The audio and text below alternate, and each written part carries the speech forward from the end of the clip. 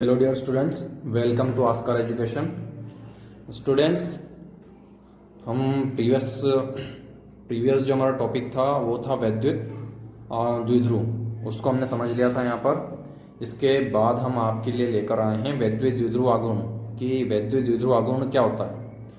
वैद्युत द्विध्रुव के द्वारा ही हमारा वैद्युत द्विध्रुव आघूर्ण हल होगा। यहाँ पर हम वैद्युत द्विध्रुव आघूर्ण के बारे में समझते हैं कि वैद्युत द्विध्रुव आघूर्ण क्या होता है। स्टूडेंट्स ध्यान दें, वैद्युत द्विध्रुव के किसी एक आवेश, हमने आपसे बोल दिया था कि वैद्युत द्विध्रुव आघूर्ण वैद्युत द्विध्रुव पर निर्भर है, इसलिए हमने सबसे पहले हमारे पास परिभाषा में वैद्युत द्विध्रुव आया है। वैद्युत द्विध्रुव के किसी एक आवेश और उनके बीच की दूरी के गुणनफल को वैद्युत द्विध्रुव आघूर्ण कहते हैं। तो हम जानते हैं यहाँ पर वैद्युत द्विध्रुव हमारा कैसा रहता है, इस प्रकार का रहता है। वैद्युत द्विध्रुव एक प्लस क्यू रहता है और माइनस क्यू रहता है। इनके बीच की डिस्टेंस अल्प होती है, हमारे पास 2l होती है। अब यहाँ पर हमसे बोल रहा है कि वैद्युत द्विध्रुव, ये पूरा तुम्हारा सामने बन रहा है वो पूरा वैद्युत द्विध्रुव है, तो इनमें से हमको कोई भी एक आवेश ले लेना है। तो हम ये क्यू ले लेते हैं या वो क्यू ले लें, तो हमने एक आवेश ले लिया और उनके बीच की दूरी, और इनकी दोनों के बीच की दूरी कितनी है, 2l के गुणनफल को वैद्युत द्विध्रुव आघूर्ण कहते हैं। यदि हम Q और 2l का गुणा करते हैं, हमने मान लिया है कि इन दोनों में से हमने एक Q ले लिया और इनके बीच की दूरी को ले लिया हमने 2l, इनका गुणनफल हमारे पास क्या कहलाता है, वैद्युत द्विध्रुव आघूर्ण कहते हैं। इसे P से दर्शाते हैं, तो हमने लिख दिया P बराबर हमारे पास क्या हो गया, 2QL। यहाँ हम लिख रहे हैं अर्थात P बराबर Q इंटू 2l, एक आवेश और उनके बीच की दूरी तो 2l है, इन दोनों को हमने लिखा है 2QL। यहाँ 2l जो है हमारे पास आवेशों के बीच की दूरी है, हमने यहाँ शो कर दिया है। उसके बाद इसका ऐसा ही मात्रक कूलाम मीटर है। स्टूडेंट्स, कूलाम मीटर, हमने आपसे बहुत बार बोला है कि सूत्र यदि आपको पता है तो आप उसका बीमी सूत्र भी निकाल सकते हैं और उसका ऐसा ही मात्रक या मात्रक निकाल सकते हैं। आप सीजीएस मात्रक ऐसा ही मात्रक निकाल सकते हैं। जैसे हमारे पास क्या सूत्र है, हमारे पास P बराबर 2QL, ये हमने कर दिया। यहाँ पर 2 हमारे पास संख्यात्मक मान है, संख्यात्मक मान को छोड़कर यदि हम इसको देखें Q हमारे पास क्या है, यहाँ पर आवेश है, ये हमारे पास है आवेश। आवेश का मतलब आप जानते हैं क्या होता है, कुलाम हो गया। और यहाँ पर अपने पास इनटू L क्या है, L हमारे पास इन दोनों आवेशों के बीच की दूरी है, और दूरी का मतलब क्या होता है, मीटर। दूरी का मतलब लंबाई, और लंबाई के लिए हम क्या लिखते हैं, मीटर। तो ये मीटर हो गया हमारे पास, तो इसका मात्रक जो रहेगा अपने पास कूलाम मीटर हमारे पास हो गया, इसलिए हमने इसका लिख दिया, इसका ऐसा ही मात्रक कूलाम मीटर है। यदि हम इसका सीजीएस मात्रक देखें, ये तो हमारे पास ऐसा ही मात्रक हो गया। यदि हम सीजीएस मात्रक इसका देखें तो हमारे पास क्या आ जाएगा, हम देखते हैं आवेश का सीजीएस मात्रक होता है स्थित कूलाम, और हम देखते हैं मीटर। L जो हमारे पास क्या है, वो मीटर, L हमारे पास लंबाई है, और लंबाई का सीजीएस मात्रक होता है हमारे पास सेंटीमीटर। तो इसका हमारे पास हो गया सेंटीमीटर, तो सीजीएस मात्रक स्थित कूलाम सेंटीमीटर हमारे पास इसका सीजीएस मात्रक हो गया। स्टूडेंट्स आगे देखते हैं।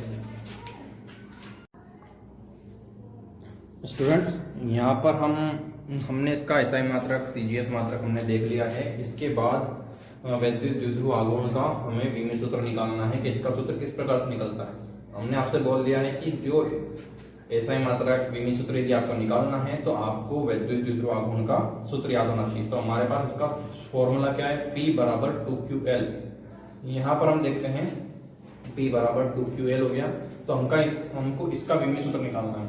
तो P का बीमी सूत्र हमने लिख दिया, P का बीमी सूत्र बराबर ये 2 हमारे पास संख्यात्मक मान है, इसको छोड़ते हैं, Q है तो मतलब ये क्या है, आवेश Q का बीमी सूत्र गुणित L क्या है हमारे पास, लंबाई L का बीमी सूत्र।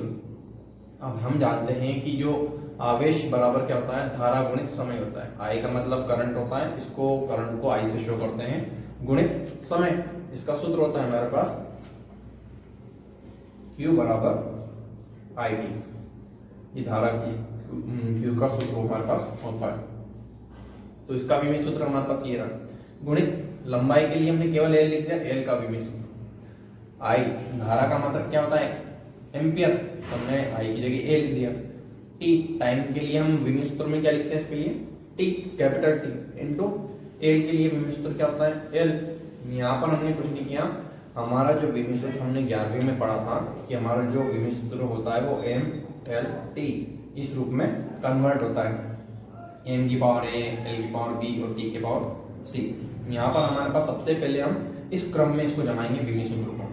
एम हमारे पास नहीं है, एम तो हमको लिखना ही पड़ेगा क्योंकि हमारा विमीय सूत्र बोलता है कि इस नियम का पालन हमको करना जरूरी है। तो सबसे पहले एम आया था तो हमने एम लिख दिया, लेकिन हमारे इस पोर्शन में एम नहीं है इसलिए हमने इसकी पावर क्या कर दी, 0।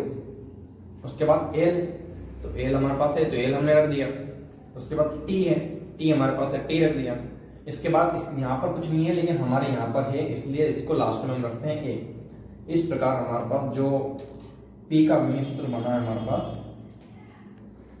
पी का विमीय सूत्र,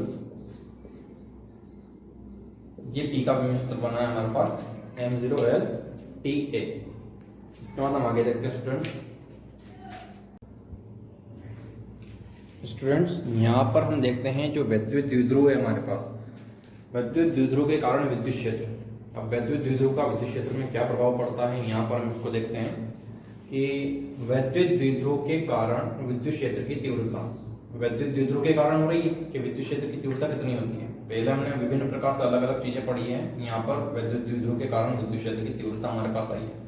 तो वैद्युत द्विध्रुव के कारण विद्युत क्षेत्र की तीव्रता दो प्रकार से हमारे पास निकलती है, एक तो अक्षीय स्थिति में और एक निरक्षीय स्थिति में। इसके दो प्रकार है वैद्युत द्विध्रुव से विद्युत क्षेत्र की तीव्रता निकालने के। अक्षीय स्थिति क्या होती है कि जब कोई बिंदु, जैसे ये हमारे पास कोई अक्षीय स्थिति है, अक्ष का मतलब है सीधी लाइन हमारे पास, जब कोई बिंदु जिस पर विद्युत क्षेत्र, अब जैसे मान लिया जाए ये हमारे पास ए हो गया, ये बी हो गया, जब कोई बिंदु जिस पर विद्युत क्षेत्र की तीव्रता ज्ञात करनी है बढ़ाए गए द्विध्रुव अक्ष पर स्थित होता है। तो मान लीजिए ये द्विध्रुव है, एक प्लस क्यू हो गया, ये माइनस क्यू हो गया, इनके बीच की जो दूरी होगी 2L हो गई, पूरा वैद्युत द्विध्रुव है।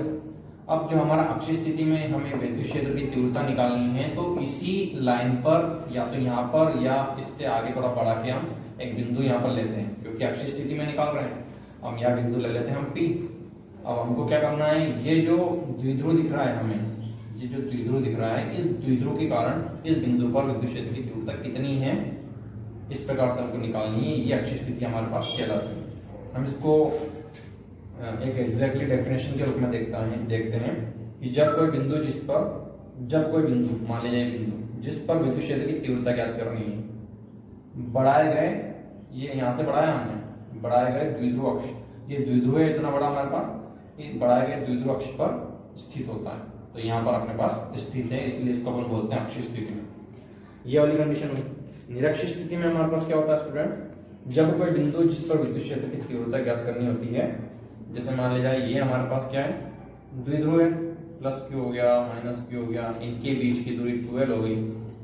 अब जब कोई बिंदु जिस पर विद्युत क्षेत्र की तीव्रता ज्ञात करनी है तो हम इसको यहाँ पर ले लेते हैं, एक को इधर इसको मिला देते हैं। जब कोई बिंदु जिस पर विद्युत क्षेत्र की तीव्रता ज्ञात करनी है द्विध्रुव अक्ष के मध्य से लंबवत पर स्थित होता है, ये यहाँ पर, ये हमारे पास लंबवत पर स्थित है। मान लिया जाए ये लंबवत के स्टेप डिस्टेंस r, ये हमने मान लिया यहाँ पर।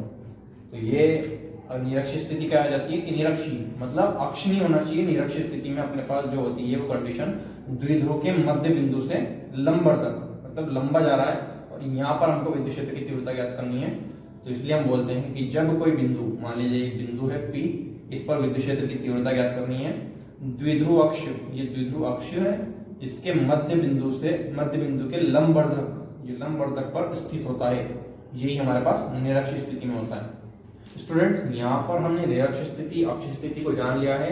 हम अक्षीय स्थिति का डेरिवेशन और निरक्षीय स्थिति का डेरिवेशन अगले पार्ट में आपके लिए लेकर आएंगे, जब तक कि आप वैद्युत द्विध्रुव और वैद्युत द्विध्रुव आघूर्ण को समझें और उसको अच्छी तरह से याद कर लें, ताकि आपके लिए अक्षीय स्थिति का डेरिवेशन और निरक्षीय स्थिति का डेरिवेशन समझने में कोई कठिनाई ना हो, और अधिक से अधिक इसकी स्टडी करें ताकि आप अच्छी तरह से अक्षीय स्थिति और निरक्षीय स्थिति को समझ सकें।